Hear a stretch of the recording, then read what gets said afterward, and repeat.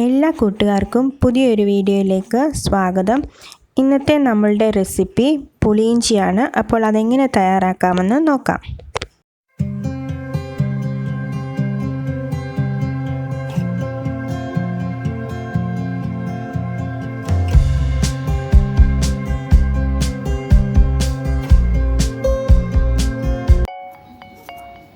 ഇഞ്ചി ഈ രീതിയിലൊന്ന് കനം കുറച്ച് അരിഞ്ഞെടുക്കാം.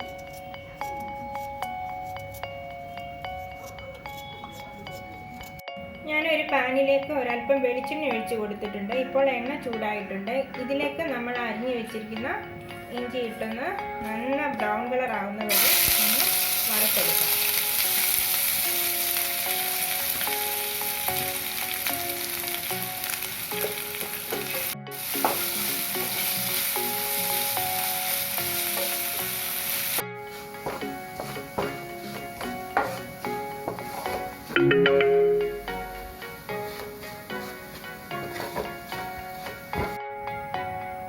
ഈ ഒരു കളറാകുമ്പോൾ നമുക്ക് തീ ഓഫ് ചെയ്ത് കൊടുക്കാം.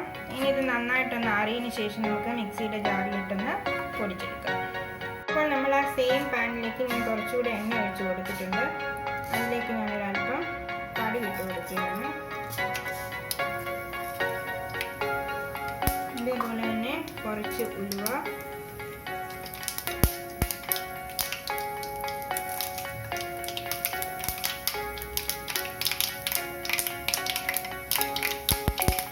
ഒരു വറ്റൽമുളക്, ഒരല്പം കറിവേപ്പില,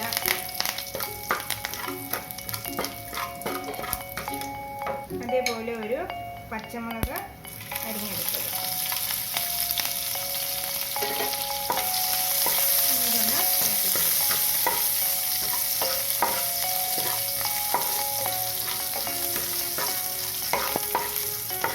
ഇതിലേക്ക് ഞാൻ 1/4 ടീസ്പൂൺ മുളക് പൊടി, അതേപോലെ തന്നെ 1/4 ടീസ്പൂൺ മഞ്ഞൾപ്പൊടിയും കൂടി ചേർത്ത് കൊടുക്കുകയാണ്. മുളക് പൊടി നമ്മുടെ ആവശ്യത്തിനനുസരിച്ച് കൂട്ടിയും കുറച്ച് കൊടുക്കാം. ഇനി ഇതിലേക്ക് നമ്മൾ ഒരു നെല്ലിക്ക വലുപ്പത്തിലെടുത്ത പുളി പിഴിഞ്ഞ് അരിച്ചെടുത്തിട്ടുള്ളതാണിത്. ഇനി ഇത് ഒഴിച്ചു കൊടുക്കാം.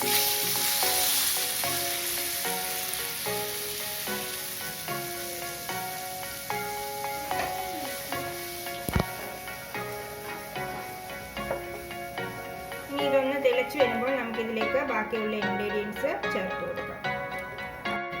ഇതിപ്പോൾ തിളച്ച് തുടങ്ങിയിട്ടുണ്ട്. ഇതിലേക്ക് ആവശ്യത്തിനുള്ള ഉപ്പ് ചേർത്ത് കൊടുക്കാം.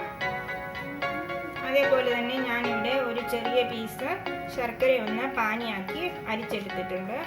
അത് ചേർത്ത് കൊടുക്കാം. ഇനി ഇതിലേക്ക് നമ്മൾ ആ പൊടിച്ച് വെച്ചിരിക്കുന്ന ഇഞ്ചി കൂടെ ചേർത്ത് കൊടുക്കാം.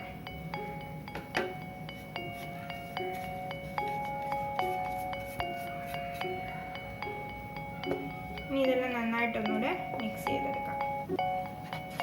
ഇഞ്ചിയും ആ ശർക്കരയുടെ മിക്സും എല്ലാം ചേർത്തതിന് ശേഷം ഈ ഒരു പരുവത്തിൽ കുറുക്കിയെടുക്കണം. ഇപ്പോൾ നമ്മളുടെ പുളിയിഞ്ചി റെഡി ആയിട്ടുണ്ട്. ഇനി ഇതിനെ വേറെ പാത്രത്തിലേക്ക് മാറ്റിയെടുക്കാം. സദ്യയിൽ ഒഴിവാക്കാൻ പറ്റാത്ത ഒരു വിഭവമാണ് പുളിയിഞ്ചി അഥവാ ഇഞ്ചിക്കറി. നമ്മളിപ്പോൾ ഈസി ആയിട്ട് തയ്യാറാക്കി എടുത്തിട്ടുണ്ട്. അപ്പോൾ എല്ലാവരും ഇതൊന്ന് ട്രൈ ചെയ്ത് നോക്കണം.